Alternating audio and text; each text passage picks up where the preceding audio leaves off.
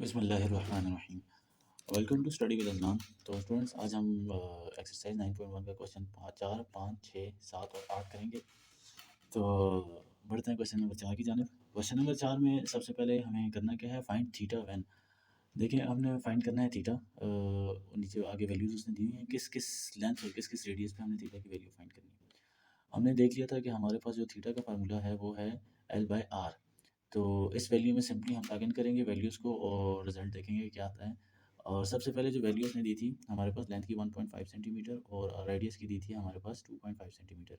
Accordingly हमने इस formula में लेंथ की 1.5 सेंटीमीटर पुट की और रेडियस की 2.5 सेंटीमीटर पुट की और इन दोनों को डिवाइड किया, तो हमारे पास थीटा की रेडियो है 0.6 रेडियंस में आई है। ये स्टूडेंट्स याद रखिएगा, मिक्सअप ना करिएगा डिग्रीज और रेडियंस को, क्योंकि ये हैं तो बहुत शॉर्ट क्वेश्चंस, एमसीक्यूज भी शायद इनमें से आएँ। लेकिन इसमें ख्याल रखने की बात यही है कि आप थीटा और रेडियन को आपस में मिक्स ना करें। और इसी तरह इस क्वेश्चन नंबर 4 के पार्ट 2 में जो हमारे पास लेंथ की वैल्यू दी गई थी 3.2 मीटर्स एंड रेडियस की वैल्यू दी गई थी वो 2 मीटर दी गई थी। तो हमने थीटा की वैल्यू कैलकुलेट करने के लिए लेंथ की वैल्यू लेंथ में पुट की और रेडियस की वैल्यू रेडियस में पुट की और डिवाइड किया, हमारे पास 1.6 रेडियन इसका आंसर है। अगर तो आपको पेपर में कहा जाता है कि डिग्रीज़ में फाइंड करें, तो सिंपली आपने डिग्रीज़ में किस तरह फाइंड करना है वो मैं आपको बता चुका हूँ। और सिंपली इसको करने के लिए अगर आप मल्टीप्लाई बाय 57 से वो जो वैल्यू आपने एग्जांपल में पिछले लेक्चर में देखी है 57 पॉइंट समथिंग, उससे मल्टीप्लाई करें तो आपका इसका आंसर डिग्रीज में आ जाएगा। अब अगले क्वेश्चन में सेम लेंथ फाइंड करनी है उसी तरह जिस तरह हमने ऊपर थीटा फाइंड किया था, लेकिन इसमें थोड़ा चेंज ये है कि हमारे पास थीटा फार्मूला वही होगा लेकिन हम उसको अलजेब्रिकली थोड़ा सा एडजस्ट करेंगे। Theta is equals to L/R था हमारे पास, और उसके बाद फिर हमने लेंथ फाइंड करनी है, तो थीटा को सॉरी रेडियस को हमने इसके साथ मल्टीप्लाई कर दिया, तो हमारे पास लेंथ की वैल्यू आ जाएगी। थीटा इंटू आर हमारे पास क्या हो जाएगा, लेंथ। इसको थोड़ा मज़ीद इम्प्रूव करने के लिए length is equals to R theta हमने कर दिया। अब हमारे पास जो गिवन वैल्यूज़ थी वो आर की थी और थीटा की थी। तो पहले क्वेश्चन में हमारे पास जो थीटा की वैल्यू थी वो रेडियन पाई रेडियन थी। याद रखिएगा स्टूडेंट्स, पाई रेडियन आप 180 डिग्री ही होता है, लेकिन आप इस जगह पर 180 नहीं पुट करेंगे क्योंकि आपने आगे रेडियन लिखना है। जब बात रेडियन की होगी तो हम पाई की जगह 3.14 लिखेंगे, और जब डिग्रीज की बात होगी तो पाई की जगह तब हम 180 लिखेंगे। अगेन मैं आपको दोबारा इसकी तवज्जो मबजूल कराना चाह रहा हूँ, ये बहुत इंपॉर्टेंट पॉइंट है आपके आगे आने वाले क्वेश्चंस के लिए भी, क्योंकि आप डिग्रीज और पाई को आपस में मिक्स कर देंगे तो आपका अल्टीमेटली आंसर जो है वो ठीक नहीं आएगा।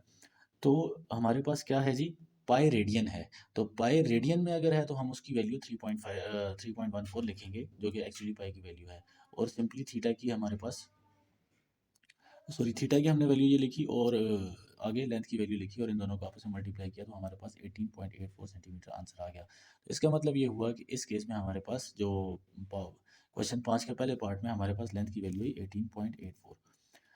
आगे अब इस क्वेश्चन में थोड़ा सा और ट्रिकी हो गया है, इसने हमें आंसर पहले दिया ही डिग्रीज में दिया है, और डिग्रीज में भी नहीं दिया, डिग्रीज मिनट और सेकंड में दिया है। सबसे पहले हम इसको डिग्री को, ये जो मिनट है, ये जो आगे 20 मिनट है, इसको भी डिग्री में कन्वर्ट करेंगे, एंड देन फिर इस पूरी वैल्यू को हम रेडियन में कन्वर्ट करके, क्योंकि ये हमारा जो फार्मूला है, ये जो theta is equals to L/R है, ये एप्लीकेबल ही तब होगा जब हमारे पास एंगल की वैल्यू रेडियन में होगी।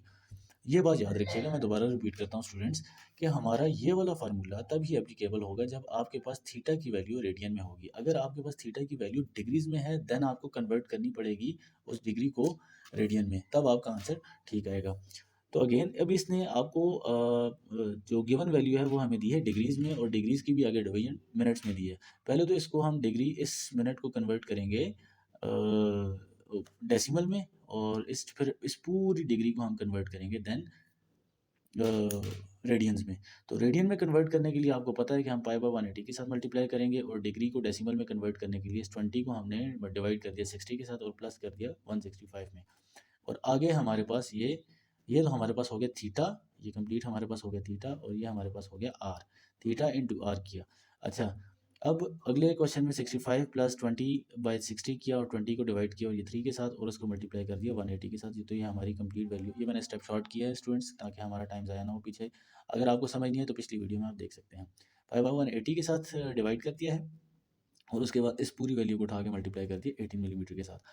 तो अब इसका हमने एलसीएम लिया, एलसीएम में आ गया 3 और 51 65 के नीचे 1 है, 1 3 ज़र 3 एंड 3 इंटू 65 195 प्लस 1, ये 20 वाला 1 आ गया, क्योंकि 3 3 3 1 ज़र 3 एंड 1 इंटू 20 20। और ये कंप्लीट वैल्यू आ गई 196, तो इसलिए मैंने पूरा इसको कट कर दिया है ताकि इसको 195 196 कंसिडर करते हुए, तो 3 इंटू इसके साथ डिवाइड किया, सॉरी और sorry for the mistake students. दोबारा मैं आपको समझा देता हूँ ये वाला स्टेप। ये 195 मुझसे गलती होगी कि मैंने 195 को पहले 5 के साथ डिवाइड कर दिया। ये वाली कैलकुलेशन आप एक्सक्लूड कर लें और इस वाली उसको कंसिडर करें कैलकुलेशन को, लेकिन ऊपर वाले स्टेप्स वही होंगे जो मैं आपको बता चुका हूँ। तो ये मैंने 195 को 1 में प्लस कर दिया, तो 196/3 इंटू पाई बाय 180, ये तो हमारे पास आ गया थीटा की कंप्लीट वैल्यू रेडियंस में। ठीक हो गया। तो इसकी जब कैलकुलेशन की 615.44 ओवर 540 इंटू 80 किया, तो मेरे पास आंसर आ गया 20, और सॉरी ये हमारे पास रेडियन की होगी, फिर ये आगे हमने आर भी पुट कर लिया, तो ये हमारे पास 20.5 इसका आंसर आ गया। तो ये थोड़ी सी मिस्टेक हो गई थी, इसके लिए इंतहाई माजरत। तो इसकी जगह हम पुट करेंगे ये वाला जो हो जाएगा, इसको हम पुट करेंगे, ये 20.5 आंसर इसका आ जाएगा। और इधर हम पुट कर लेंगे 615.44/540 इंटू 18 तो ये हमारे पास आंसर आ जाएगा 20.5। अब अगले क्वेश्चन में चलें। लेकिन इस क्वेश्चन में याद रखने वाली बात यही है कि आपने हमेशा जो जब ये वाला फार्मूला आएगा हमारे पास, तो इसकी वैल्यू हमेशा आपने थीटा की वैल्यू हमेशा आपने रेडियन में देखनी है, और इसी तरह लेंथ और रेडियस की भी आपने वैल्यूज़ को देखना है कि सेम यूनिट्स में हो, सेंटीमीटर सेंटीमीटर या मीटर मीटर, आप नीचे देख लें सेंटीमीटर में है, सेंटीमीटर में है, तो बाकी चीज़ें भी। अब इसी तरह अगले क्वेश्चन में है फाइंड द आर। अब हमने फाइंड करना है रेडियस, और जबकि हमें वैल्यू गिवन होगी लेंथ और थीटा की। तो पहले केस में हमारे पास लेंथ की जो वैल्यू दी गई है वो 5 सेंटीमीटर है, और रेडियन की थीटा की वैल्यू दी गई है हाफ रेडियन, ये आप देख सकते हैं रेडियन में है, तो इसलिए हमें कन्वर्जन की ज़रूरत नहीं है। तो हाफ रेडियन 0.5 के भी बराबर होता है।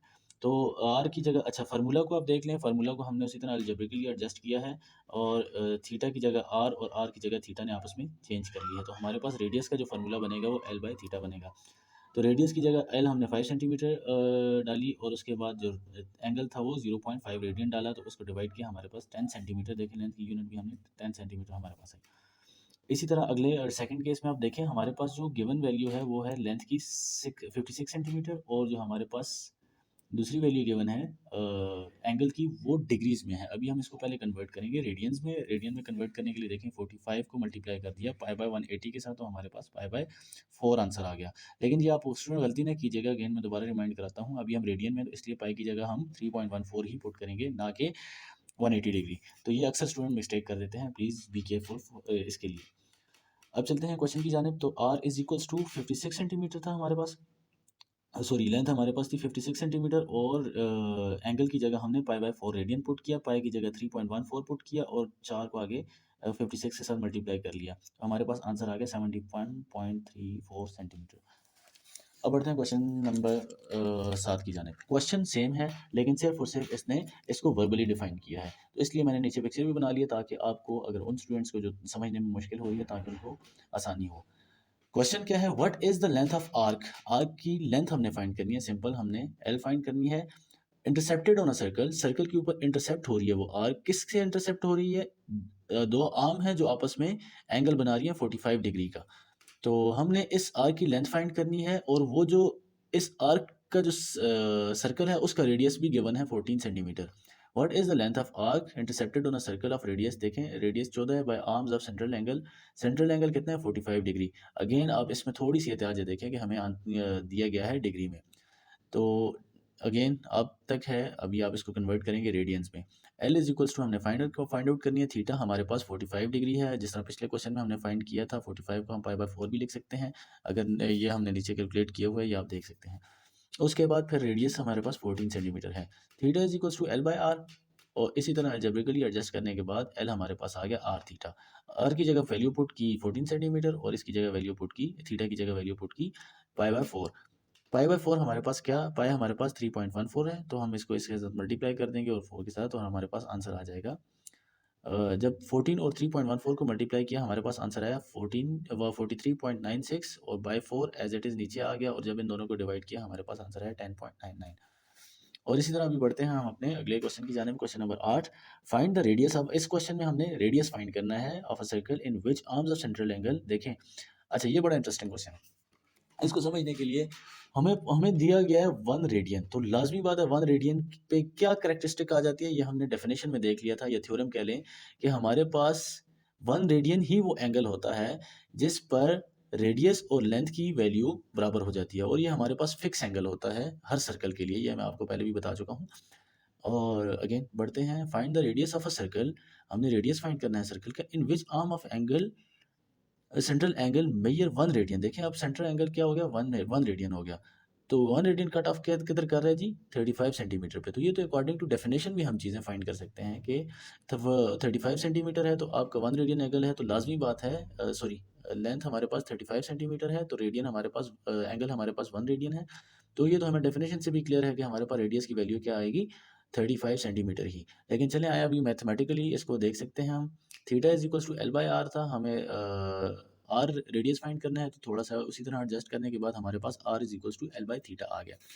Are is equal to L की वैल्यू हमारे पास 35 सेंटीमीटर थी, और 1 रेडियन नीचे पुट की करने के बाद 35 को 1 पे डिवाइड करें तो आंसर तो 35 ही आता है।